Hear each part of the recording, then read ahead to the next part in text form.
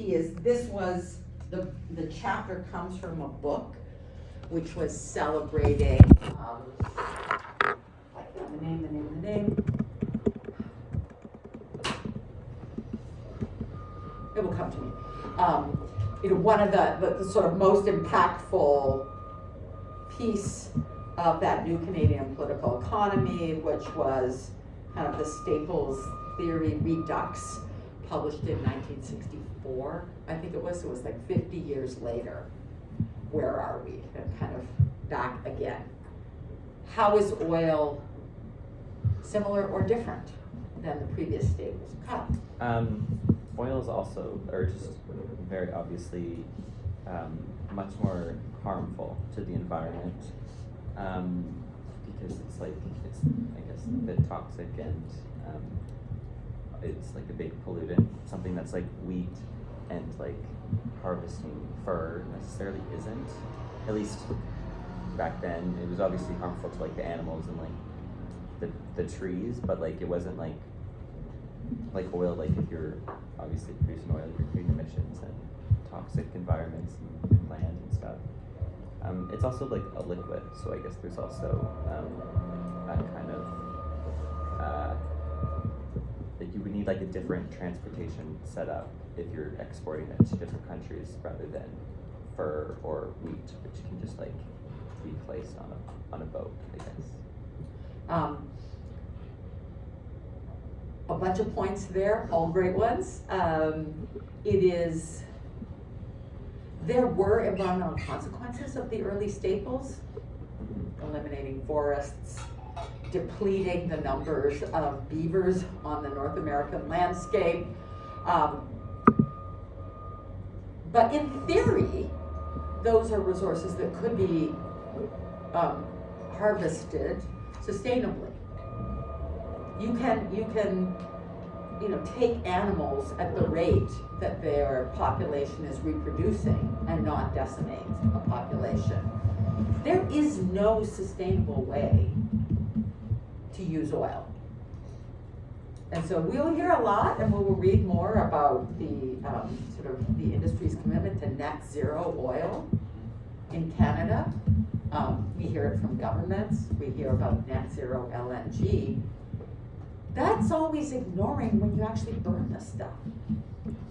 That's the problem. So there is no sustainable version of the oil industry for humans and other species. Maybe the teeny, like a very low level, where you then have, it's offset by tree planting and carbon capture and sequestration, but not at anything remotely close to the scale that we've got. Other similarities or differences? Yes, Gigi. I would want to say something about the government involvement in the oil and gas sector, because I feel like compared to the wheat or fur trade, the government role is not as prominent as when it comes to oil and gas. And here in the reading, it does say something about as the dominant sector driving economic activity, they do actually have some pressure over the government to implement certain policies that will serve the interests of that particular. They being the industry? Yeah, of the oil and gas industry. That's what I'm talking about. And I think that's a thing that is still going on till today. And and then another thing is that oil and gas definitely is more contaminated for First Nation people, because it was stated in here that the oil and gas industry contamination of the environment by release toxic chemicals and oil spill threatening First Nation water and food supply. Thank you. Two really important points there. Let's take them one at a time. The role of the state or governments. How are governments involved in oil production in Canada? Yeah, Kyle? They well, at least right now, for now, they have like a like a carbon tax, so there's like, it's an element of like regulation on how much you can produce, and if you produce over a certain amount, you have to pay so much in tax to kind of like try and reduce that demand. A little bit, but much more indirect. So the carbon tax applies to how much people use, how much you burn of oil or gas in Canada, but it actually doesn't affect very minimally affect production, because most of that production is sent somewhere else and they're not paying the carbon tax. So there is some regulation, and there is regulation proposed, an oil and gas emissions cap. So there is, the broader issue that there's some government involvement, some reality, some proposed, some kind of theoretical, in limiting the environmental damage associated with oil and gas production. Abida, and then Megan. Sure. There's also like the controlling of the actual land. So companies like we have to buy the land from like the crown. They want to do any drilling or any mining on it. And then there's also, besides carbon taxes, other taxes, business taxes, things like that. Yeah. So it is produced by private companies. Private companies are the ones, and when Gigi was talking about this, it's like they, being the oil and gas industry, has a lot of influence over governments because they're big and they have a lot of money, and they hire a lot of people. The oil itself is owned by the crown. They don't own the oil, the oil and gas companies. It is owned by which crown? Anybody? Well, it's in right of Canada. Which government is kind of what I mean. Good point. The federal government. The king. Provincial. Oh, provincial. Provincial. Right. We're going to come back to that one. It is super important. But yeah, the provinces own crown land, which is in Canada's constitution, decides that any land that has not been privatized, basically, land that was claimed by the crown, with or without treaties and with or without complying with treaties with Indigenous peoples, belongs to the provinces within provincial borders. Territories are kind of a complication there.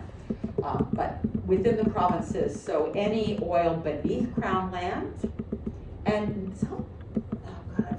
I calculated this number before, but something like 90% of the territory of Canada is still crown land.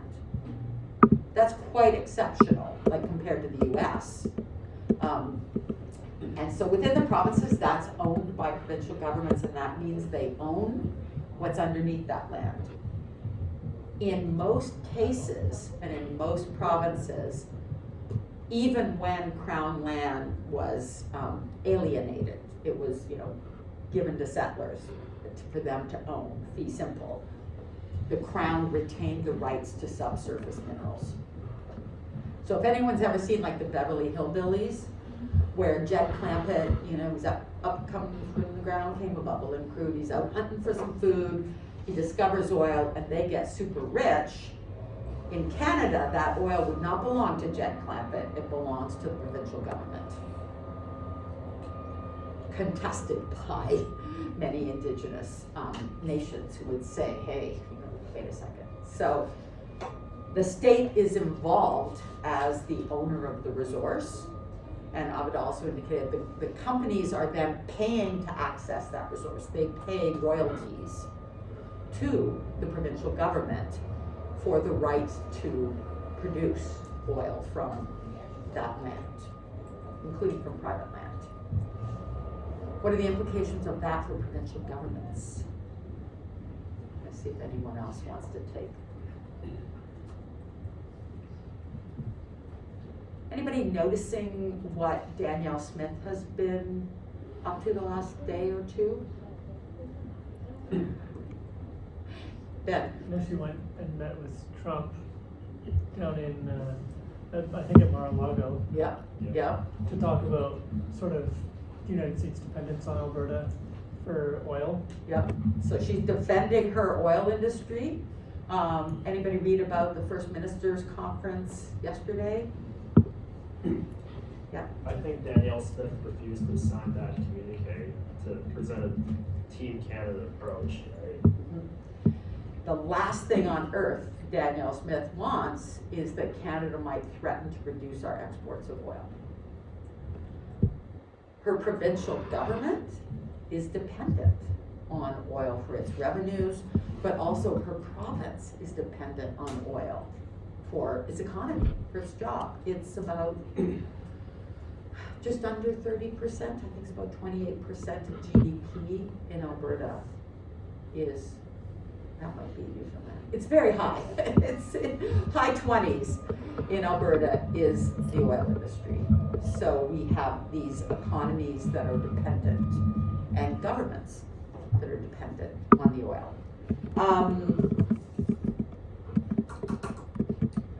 Indigenous peoples, that was the other point that Gigi raised. How does the oil industry impact them?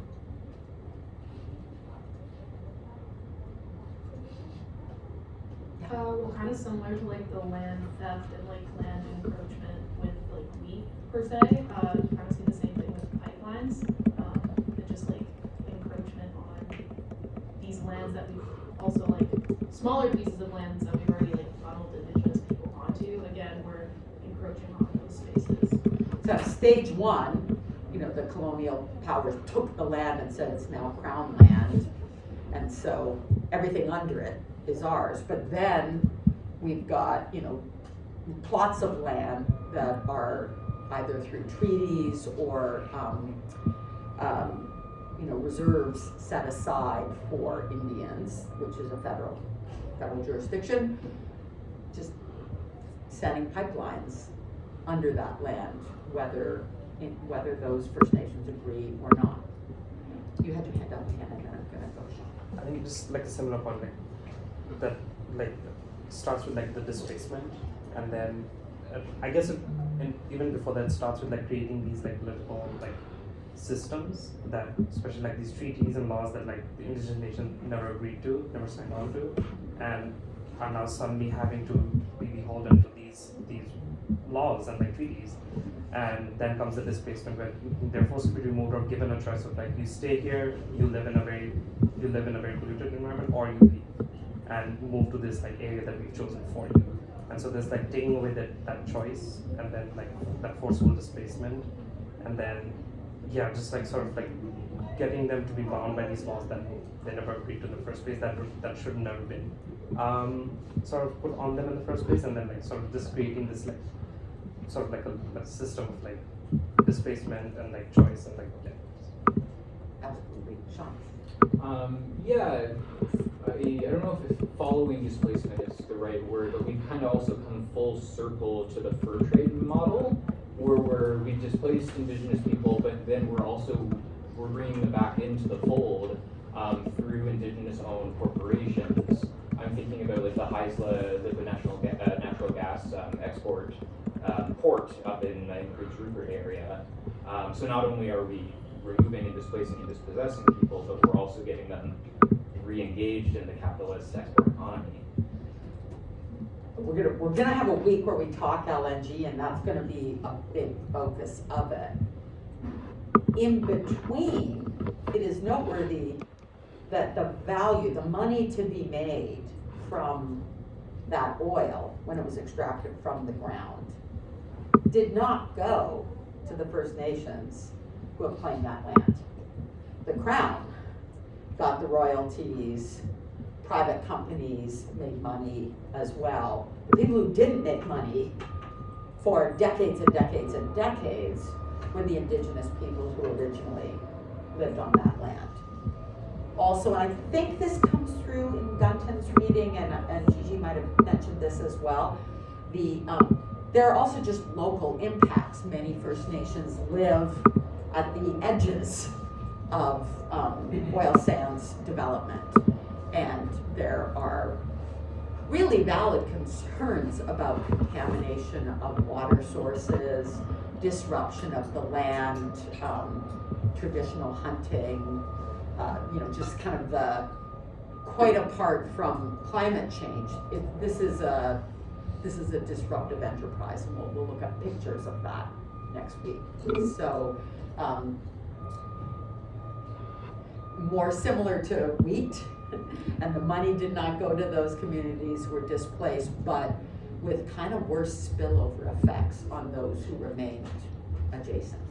Yeah, Christine. I feel like what everyone else said, rather than displacement, it says that now technically the government or the companies are required to talk and engage in meaningful conversations with indigenous people. But same as we can see with like Trans Mountain Pipeline, it's just another way of like fake reconciliation, kind of just once again another just backstab. It just shows again and again how much it's gone through and how much the engaged conversation just is like. I'm assuming it's a couple meetings, but they're just going to provide a bunch of compensation. But the government will always be on the privatized side. Or not. I mean, I think with Trans Mountain, so there's a procedural right. You have the First Nations increasingly organized and vocal and demanding recognition of their rights to land and title. In some cases opposed the Trans Mountain Pipeline, in other cases sort of saw the writing on the wall and signed benefits agreements. Those who opposed it, I don't think ended up getting anything. They just lost in court at the end of the day. They spent a lot of money on lawyers. And I don't think there were ever benefits agreements assigned, that were signed with Salil, with Squamish. We'll read more about that. So yeah, also the nature of the resource, again, having implications for the distribution of the benefits, who wins, who loses, and the relationship with Indigenous peoples. Any other similarities or differences with the oil economy versus previous staples?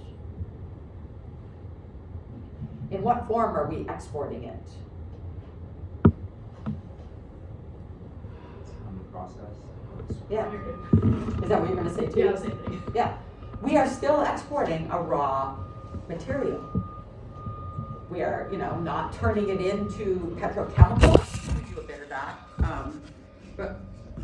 And increasingly, in the early days of the oil sands, the bitumen was upgraded before it was exported. So there were upgraders at, like Syncrude. Increasingly, we're just exporting diluted bitumen. It's the raw bitumen it's diluted so that it will flow, send the diluent back, and dilute the next batch. Growing up in BC, I've become acquainted with the two most controversial things. One is salmon farms, at least in my family, and the other one is the export of raw logs. Why is there such a big fuss over raw logs being exported, and why is that something that, I don't know, like I don't come from a logging family, but still like a BC family, that it's so taboo that we send away logs without doing some kind of economic activity and putting on it? Why doesn't this occur with whale, for example? Why isn't there pushback on that? Why is there not any pushback, and why is there not a movement to, from the highest levels to the everyday conversation that selling diluted bitumen without any processing, why is that generally accepted? What do you think? Is it accepted? And why are we still doing it? Amanda? Is it because the processing also is really bad for the environment and would just kind of like cause more like issues perhaps? I don't know. Anybody ever been to Sarnia? It is Chemical Valley. the Chemical Valley. It is proudly called. This is not this is a city that exists to refine petroleum products. There are some petrochemical companies like Poli. There's a whole bunch of refineries. It's about an hour down the road from where I grew up. And when I lived in Petrolia, as a little kid, it's right next door. It's, Petrolia's short bus ride away. And it is, we have a whole ton of refineries there. So we are refining in Montreal, in, I think a little bit in Toronto, mostly in Sarnia. There's a small refinery in Vancouver. There used to be a big one. So we are refining for our own consumption, but we are not refining what we ship out. Is anyone concerned about that? I think most of us in this room, myself included, are more concerned about the environment than about money. But if we're doing these really damaging things anyways, why don't we maximize the money we get out of it? So that, one of the logics is that we have the cleanest, most ethical oil in the world, and it allows us to finance projects to move away from these things. Why isn't it in our interest, and in the discourse's interest, to go, why do we ship unprocessed bitumen away? And I wonder if it's just, obviously I'm missing something, because it's not even something that Danielle Smith or your typical Albertan goes after. So why don't we get the most money we can out of this oil? Gut's concerned about it. I mean, he raises that issue in this chapter, and in fact, it is a modern day version of the Staples trap, he would argue. That here we are, we're still shipping out the raw stuff, and then other people are doing the processing and getting the jobs from that, because we've specialized in being drawers of water and hewers of wood. Why do you think that is? I'm gonna go Sean, then Mahim. If we're shipping, you said we're shipping like 99% of our oil to the States, and in the States is where the processing industry and the industry is, where the machinery and where the technology is. I think it's hard to make the argument for developing it here in Canada, at least at this present moment, because it already exists. It would, I assume, cost a lot of money to develop here, and even if we do start processing here in Canada, the States kind of runs the show, and so they're either not going to pay for it or just want the raw stuff and process it themselves, because I assume it's cheaper. And so, in part, it's like, as with the original Staples, the population center that we are serving is somewhere else. So that's where the customers are there. There's still a question of why the customers in the US want diesel fuel and gasoline, some asphalt, bit of bunker fuel. That's what a refinery produces. Why don't we do it? Why is Canada exporting bitumen rather than, and a pipeline can be used for multiple things. For a few days you send gasoline down it, then you send diesel fuel down, then you send diluted bitumen. And in fact, the original Trans Mountain Pipeline does that. The lower mainland of Vancouver. Oh yeah, there are refineries in the Edmonton area. We get a lot of our gasoline in the original Trans Mountain Pipeline, and then it'll ship down some bitumen. So we could be doing that. I'm just trying to remember, because I had a very similar conversation with my dad, and he obviously worked in the oil and gas company, many companies for more than 18 years in Saudi Arabia. I think a lot of it has to do with, and as weird as it sounds, Canada does have a lot of very strict environmental laws compared to most of the countries like Saudi Arabia, and which does prevent sort of, in some ways, not to the way that obviously most of us would want it to, does prevent building these kind of refineries, building more refineries. I think it also has to do with where our oil reserves are in Canada, especially because it's very, from what I understand, again, this is from me just listening to my dad ramble all these things, is like, it would have been easier if the reserves were closer to ports. And apparently building refineries near ports is much more easier, especially because it's the time that you have to export like raw bitumen and crude oil is much easier than having to transport like refined oil. You would have to transport them very quickly, and building these refineries very far away from ports would sort of, in some sense, make it much more difficult for you to export them. But if, say, the oil sands were closer to like seas and closer to ports, Canada probably would have spent that money on buying like building more refineries. I believe that was one thing you mentioned. The other one is also a lack of like skilled workers, and a lot of what Saudi Arabia's model is that they depend a lot on like migrant foreign workers. My dad being one of them. So that is something I think in the oil industry, Canada, because it doesn't have the refineries, weren't able to get that skilled workers, and like especially when you go to like Saudi Arabia, most of these companies, it's only the executives who are like Saudi Arabians. Like my dad worked with Saudi Aramco, which is one of the biggest oil producers. Yeah. It's always the executives that are Saudi Arabians, but like everyone else, like the lower you go in that scale, it's all migrant workers, like Lebanese workers, workers from India, workers from Bangladesh, workers from the Philippines, and a few workers in like a little bit higher levels from like European nations, and that's something that you wouldn't see as much in Canada, and I think that also is sort of one of those reasons why like we don't refine it, and I think it's also something to do with just the demand. I think there's just higher demand for that raw crude oil versus like refined products. Okay. There was a lot there. I want to unpack, and I've got you on the list. I would like to come back to you. There's a lot there of, important points. Environmental standards, absolutely. I would think that the local environmental standards in Canada would be higher than in many other countries, but to the extent we're exporting to the US, I don't think that applies. We're exporting raw bitumen to the US, it's being refined there. They don't actually have weaker environmental standards than we do. We usually just match theirs. They do it first and then we say that, thanks, we'll copy that. So I don't think that one might explain exports elsewhere in the world, but at this point we've sent it all to the US. Not having access to ports is super important, and it's no accident that Sarnia and Montreal became refining centers because they're on waterways, on the Great Lakes, on the St. Lawrence River. And it's a challenge that Alberta's oil is landlocked.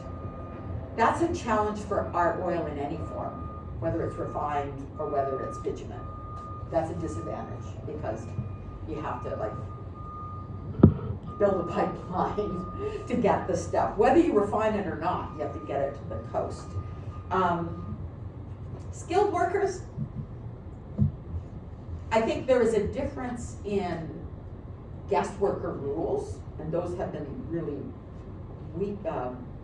relaxed to make it easier for guest workers to come into Canada over the last 10 or 15 years, and now they're being tightened again. But I think there's actually, this is a very highly educated country. We could skill up our workers. when a new refinery was built in Edmonton, they hired Canadians. They trained them. So I think they earn more, probably, I'm guessing, than guest workers in Saudi Arabia earn. So there would be a cost issue there.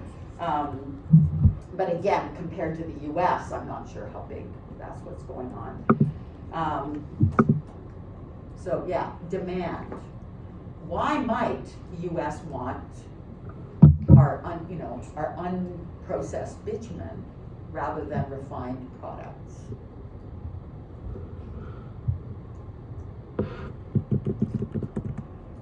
Yeah, you see, speculate. It's not really in there. I'm just, what does it come? Oh, I mean, I don't know if this is the answer, but like, I guess because we sell the oil to the U.S. Then if we want anything that's like made, we have to then buy it from the U.S. So they kind of get like cheap resources from us, and then they get to sell it at like a higher. So they're basically profiting off of our resources. So there's money to be made at each step. There's money to be made by sending the oil, producing the oil. There's money to be made by refining it.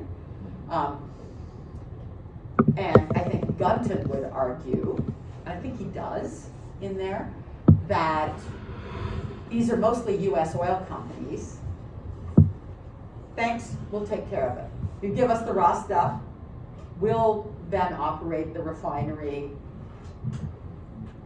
at home And, we'll send some back to you if you need it, we do import in Vancouver, we import refined products from a refinery in Bellingham, at Cherry Point in Bellingham as well, so we do a bit of that.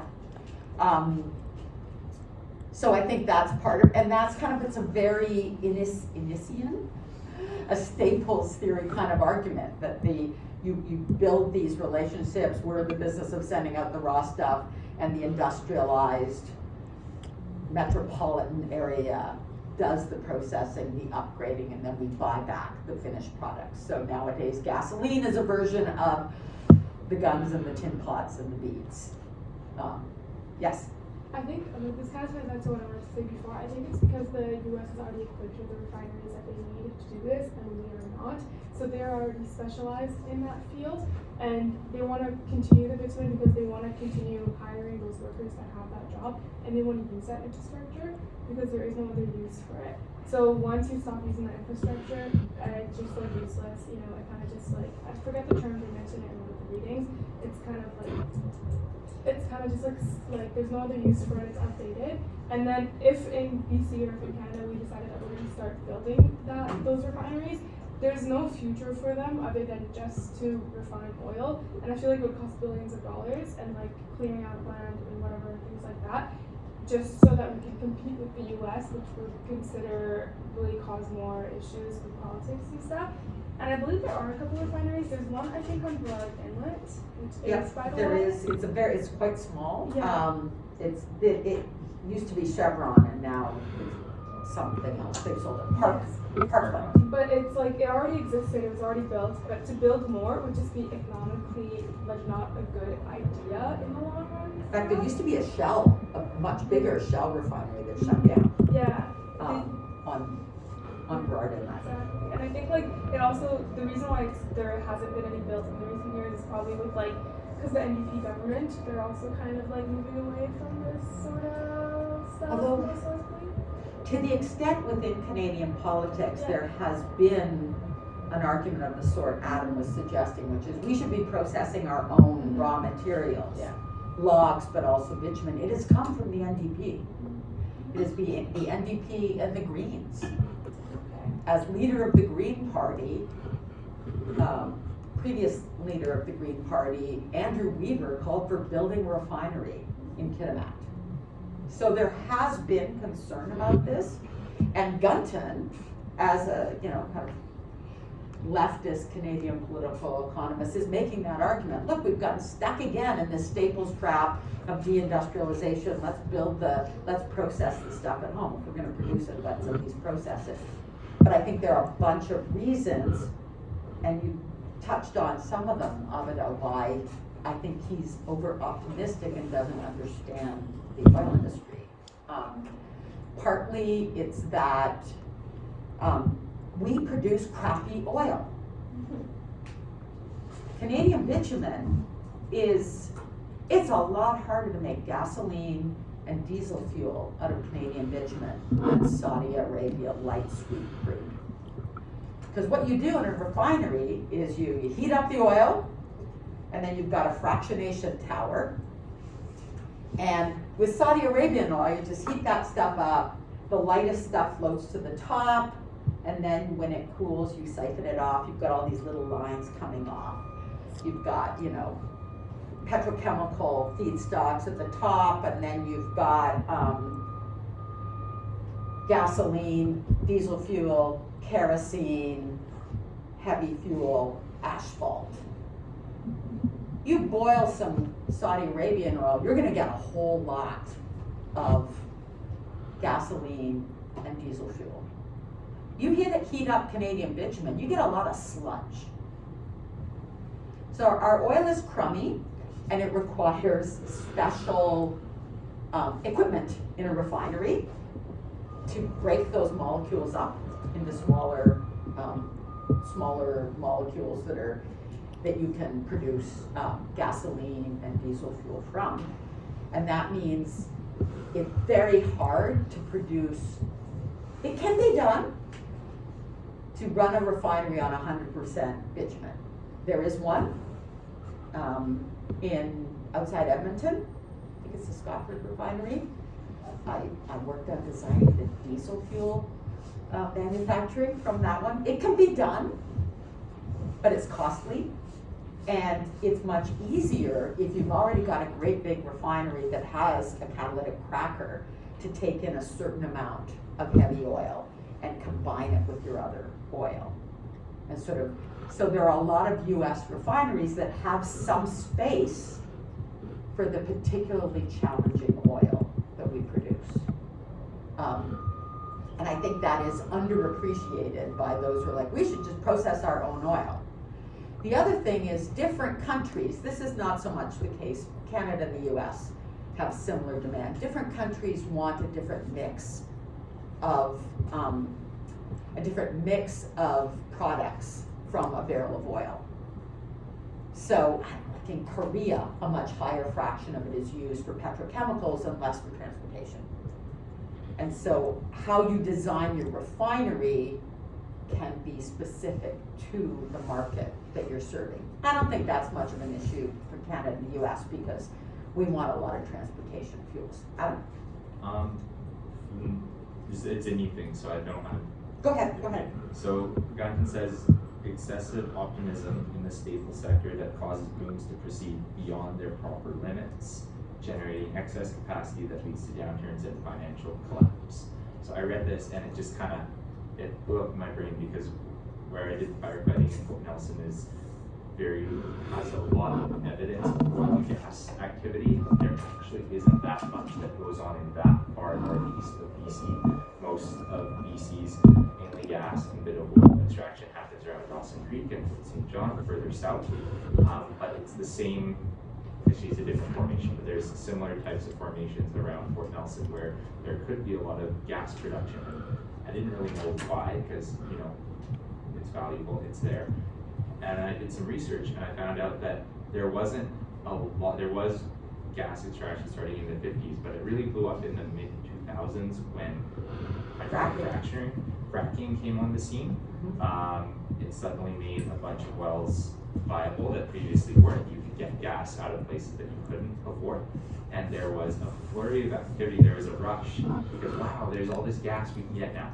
And this was actually for a paper I wrote in another class, but there was something like $1 billion spent just on licenses to the BC government here in I think 2011 or something like that. And so a lot of intense activity, but then as fracking spread and the technique made put a lot more gas on the market, suddenly all of this gas that's in the very furthest northeast part of BC, right by the Northwest Territories, it became less valuable, such that none of the projects really panned out. There's a lot less activity going on there. This Globe and Mail, I read a Globe and Mail article at least that pointed to there was a lot of speculation that there's all these new resources, but then the market ended up getting flooded. And so it just, going back to what Gunton says about booms proceeding beyond their proper limits, and the just export-oriented economy where the market just exists separate from any locality. Just, oh, there's a market, you can serve it. Eventually it'll correct and go, oh, okay, there are limits to this market can only absorb so much. It just reminded me of this place where I went where there's a lot of projects that are on ice.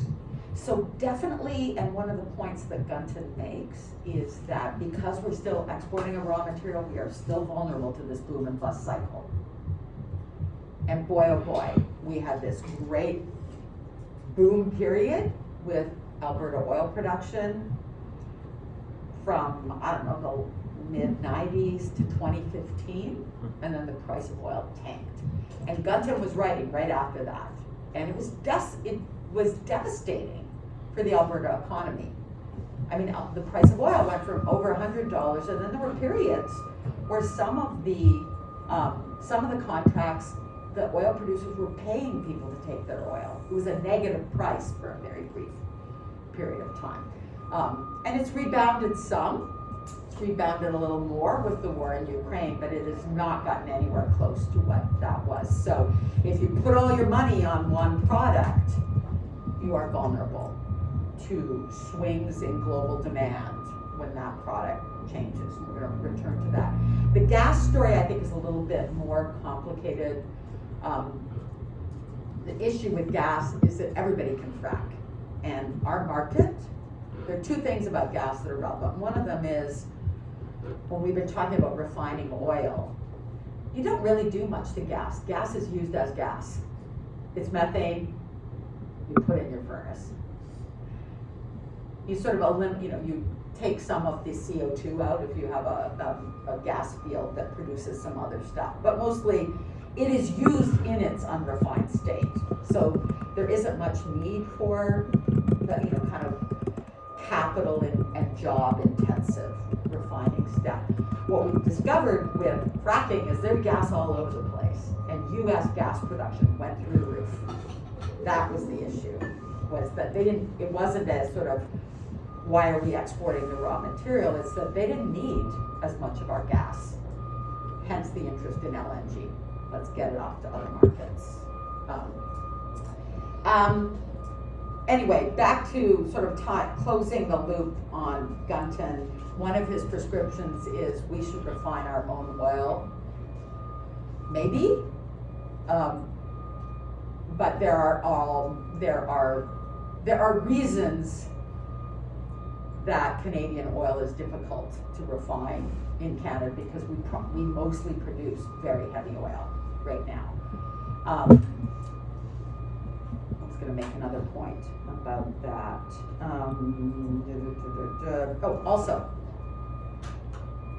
one of the arguments Gunton makes, and it's an important one, was that, and I think you made this point, Abida, that these were US oil companies, and they already own their own refineries. So there was an integration. These oil companies produce oil and also refine it. And so, heck, we're gonna use our own refinery, thank you very much.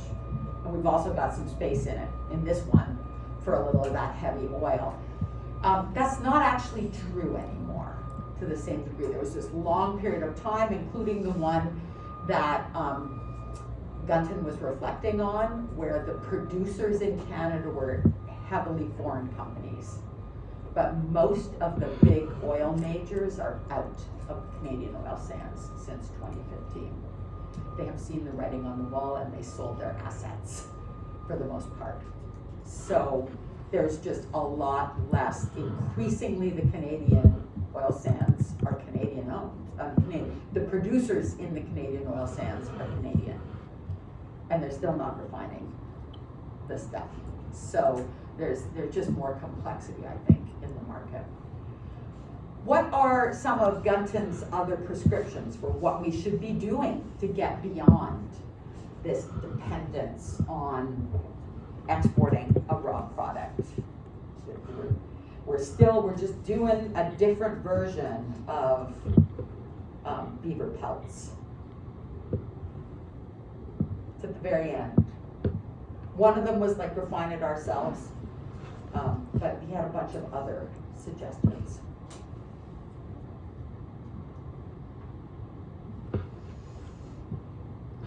Just off the top of my head, like you said something about like collecting rent, so like the idea that like not like private companies maintain most of the profit. I think you said like 60% or something like that. I don't remember the exact number. Yeah, it was I think 60. Yeah. That was the number. So basically, don't give away our resource so cheap. Again, could be a challenge because we have a crappy resource. This is a quote from an actual oil executive at one point. Canada's oil is crappy. It's not just me. It is something we don't talk about very often. But one of the challenges for Canada, Norway has much higher royalties. I don't know what the situation is in Saudi Arabia because they have state-owned. Saudi Aramco is owned by the state, so it's kind of, we'll just do it ourselves, thanks very much.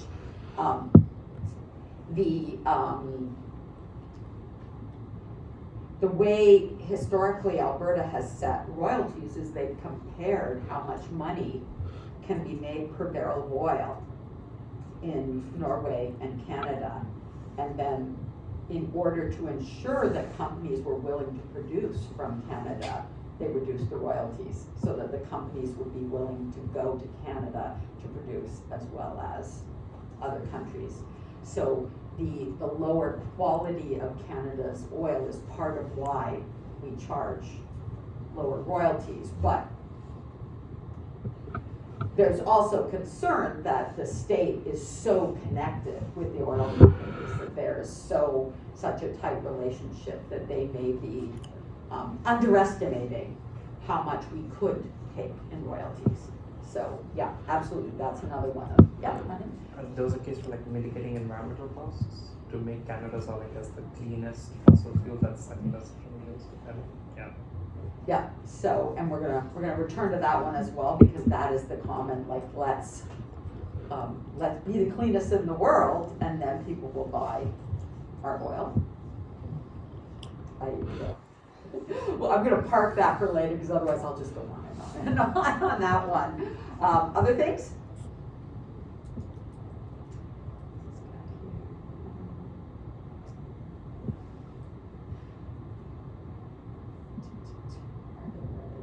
Okay, tax them more, upgrade. Slow the expansion. Don't produce it all at once. Level it out over time so that you have a stable source of income. How does that work in the context of climate change? I think there's some companies that are kind of just like, let's get everything out right now and make all of the money that we can. And then like, who cares about 50 years from now, you know? I think like slowly taking it out, and then you don't know, like maybe in 50 years it's gonna be like a 50% carbon tax on every like bit of oil that you produce, they don't know. So I think a lot of the companies have this mindset of wanting to like take it not slow, just do it fast, pump up the economy and all that sort of stuff. And I think the government of Alberta too. Yes, yeah. It's called the green paradox, which is if you expect environmental regulations are coming, get your stuff to market as while you can. And in this case, it's not that in 50 years we'll have a 50% carbon tax. Mm-hmm. We have to not be using any oil Mm-hmm. in 50 years if we want to limit warming to 2C, other than to produce some specialized products. The market has to disappear. And so if you expect the market to disappear, then the idea of spreading it out is a very economically risky thing. Got this writing 10 years ago. If we'd started 10 years ago making progress in addressing climate change, it might have been more feasible to achieve our climate goals with more gradual reduction. I was just gonna say that's really similar to what's going on in the automotive industry right now, with pushes for companies to turn towards hybrid or electric vehicles. A lot of sort of like sports car manufacturers are taking this as like, oh, we're gonna pump out as many V8, V10, V12 engines as possible until the absolute last second, and then we'll make the switch. And it's like, it's working because people wanna get these while they can. Yeah, it's a particular challenge for Canada because we tend to produce more gas guzzlers and less of the smaller, we make minivans and trucks and stuff. There was a long time we made like police cars, so even when we made passenger vehicles, it was the big V8 car that allows police to catch up with people, and so that has been, I think, a factor looming over the Canadian auto industry as well. So kind of perverse incentives if you don't expect there to be a market down the road. Other ones that Gutton prescribes that I think are I'm totally on board with, sharing benefits with First Nations who have not gotten the benefits. I think what we're seeing is that starting to happen with new development for gas, but nobody's rethinking the contracts that were signed for oil production. Get rid of fossil fuel subsidies. Stop. Governments are also subsidizing production and consumption of fossil fuels. So why are we doing that? It's kind of like having extra low royalty rates, is that we have been so desperate to have them come and develop this resource because it creates jobs, that we have provided a lot of subsidies to keep the industry afloat and attract investment. Any last thoughts on Gunton? We're going to talk a lot more about oil. We're going to talk about oil all the time. We're going to talk about oil, gas, and coal for the rest of the course, and then maybe some about critical minerals at the very end of the course. Okay, so some summary thoughts. I think that Staples' theory, it's kind of interesting because it's still telling us something about the nature of the Canadian economy. As an academic argument, it is much less nuanced than scholarship would be today, where there would be greater, we're not searching for a single grand theory anymore. We recognize there's a lot of things going on, and what's the impact at the margin of different factors. But there's still a lot of truth in the narrative. It was originally this natural resource export economy was driven by colonial imperatives.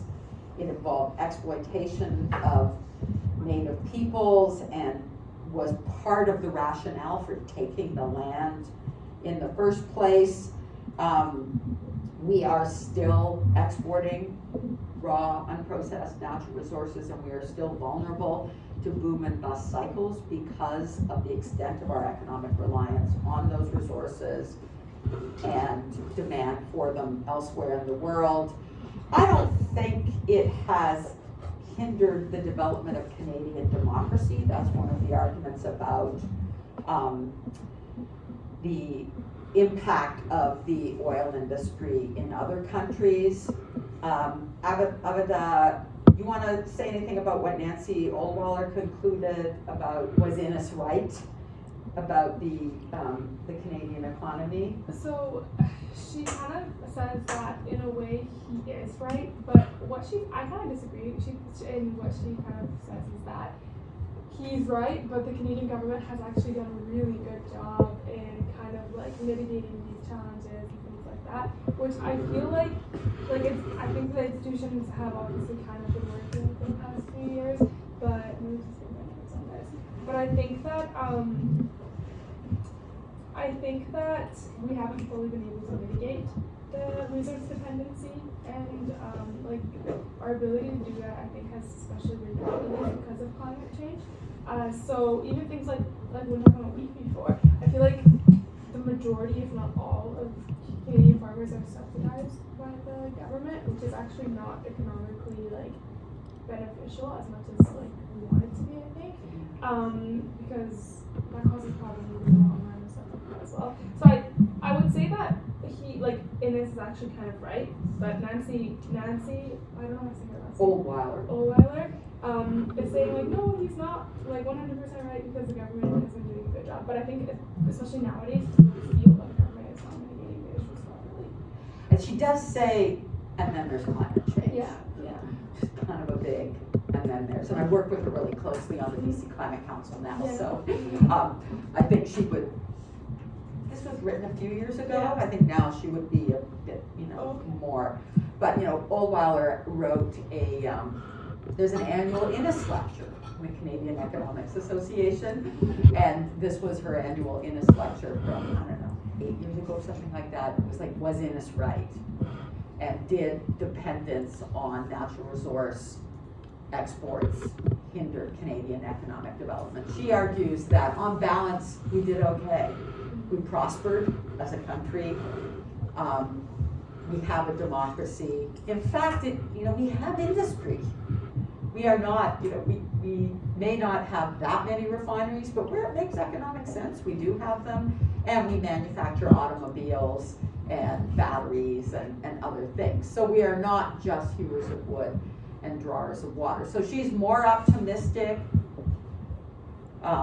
But the big looming question is the implications of climate change and action on climate change for Canada's oil and gas and coal exports. I think even from aside from climate change, even people who like aren't, that's not their main priority or whatever.